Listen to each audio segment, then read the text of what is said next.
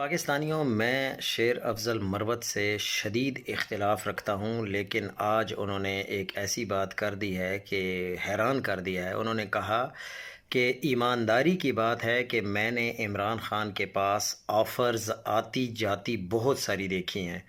3 نومبر کو سلسلہ شروع ہوا۔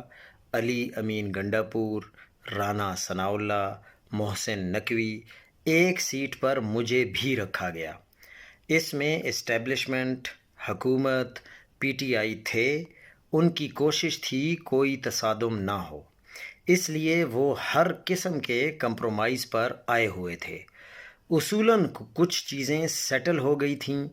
25 نومبر کی رات بیرسٹر گوہر کو رات 9 بجے جیل بھیجا گیا، جہاں عمران خان نے ویڈیو ریکارڈ کرانا تھی، لیکن وہ چونکہ انہوں نے ویڈیو ریکارڈ نہیں کروائیں تو شیر افضل مروت صاحب کہتے ہیں کہ اب چیزیں واپس نہیں ہو سکتی، بس جہاں تک بات چلی گئی ہے اب واپس ہونا بہت مشکل ہے۔